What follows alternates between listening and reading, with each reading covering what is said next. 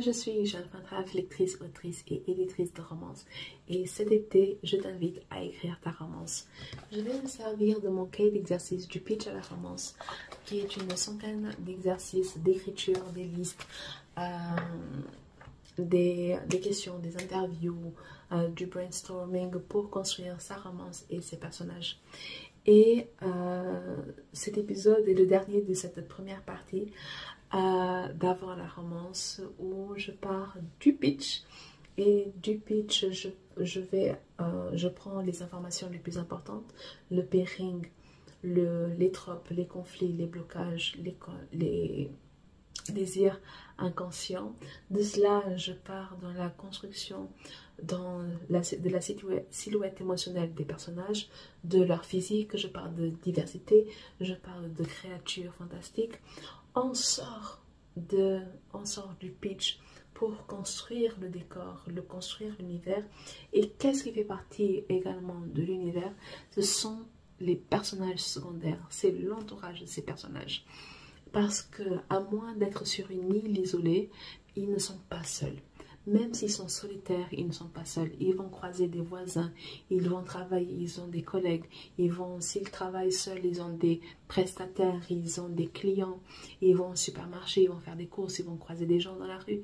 Donc, ils ne sont jamais seuls, même s'ils sont solitaires. Et on va construire ces personnages de la même façon qu'on construit des personnages principaux.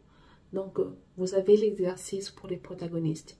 Vous avez la construction de la silhouette émotionnelle. Vous avez pour la silhouette émotionnelle le trait de personnalité principale.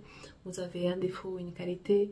Vous avez un trait de personnalité qui le différencie.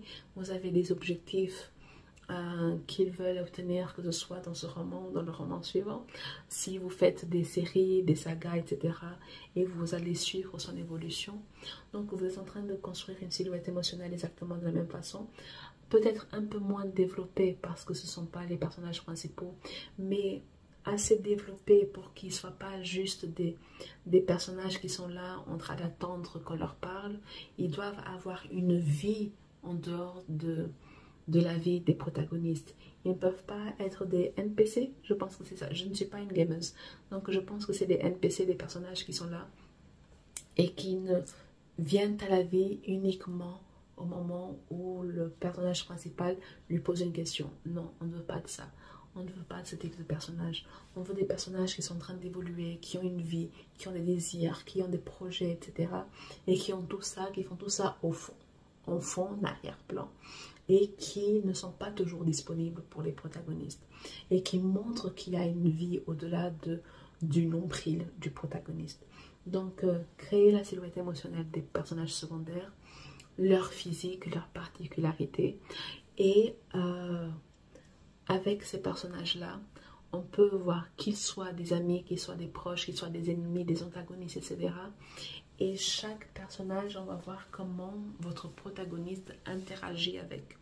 Comment il interagit avec ses collègues. Comment il interagit avec ses proches. Est-ce qu'il aime ses proches? Est-ce qu'il aime ses collègues? Quels sont ses amis? Est-ce qu'il a des amis?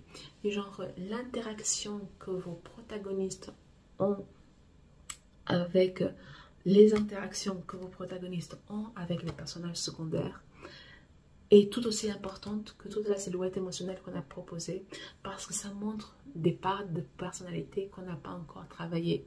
Ça montre s'ils sont patients, s'ils sont sociables, s'ils sont généreux, s'ils sont bienveillants, s'ils sont sarcastiques. Il y a des choses qu'on ne voit que quand ils parlent avec quelqu'un. Est-ce qu'ils sont rispides? Est-ce qu'on dit speed? Est-ce qu'ils sont caustiques? Est-ce qu'ils sont sévères? Est-ce qu'ils sont bienveillants? Est-ce qu'ils sont à l'écoute? Est-ce qu'ils sont impatients?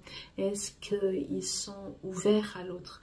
Est-ce qu'ils vont inviter l'autre à boire un café? Ou est-ce qu'ils vont tenir l'autre à l'écart? Genre, est-ce qu'ils vont les fréquenter? Est-ce qu'ils vont pas les fréquenter? Est-ce qu'ils vont se voir? Est-ce qu'ils vont pas se voir? Genre, s'il y a des gens dans cet entourage-là qu'ils n'aiment pas, comment ils réagissent avec quelqu'un qu'ils n'aiment pas? Est-ce qu'ils sont indifférents? Ou alors ils sont des hypocrites? Ou alors ils sont diplomates? Comment ils réagissent?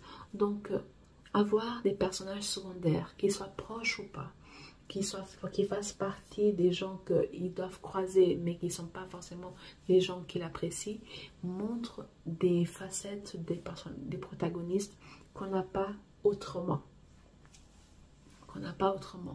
Donc, de la même façon qu'on va travailler le décor comme si c'était un personnage à part entière, ben, les personnages secondaires sont des personnages, n'est-ce pas? Ces personnages sont tout aussi importants. On doit voir votre protagoniste évoluer et on va le voir évoluer avec quelqu'un. Des gens, il ne va pas évoluer tout seul. Que ce soit de façon positive ou de façon négative, il ne va pas évoluer tout seul. Donc, travaillez vos personnages secondaires comme vous travaillez vos personnages principaux, que vous avez envie d'écrire des tomes compagnons, pas que ce soit une série ou pas, même s'ils n'ont jamais leur histoire, il faut que vous le travaillez de sorte à ce qu'ils aient une dimension, une multidimension, qui ne soit pas juste des cartons-pâtes qui attendent là que des choses se passent. Non. Donc, travaillez-les de façon un peu plus légère. Du genre, si jamais vous écrivez des romances avec eux, ben vous aurez tout le temps d'approfondir cette affaire-là. Mais ne lésinez pas sur le travail que vous pouvez et vous avez à faire avec les personnages secondaires.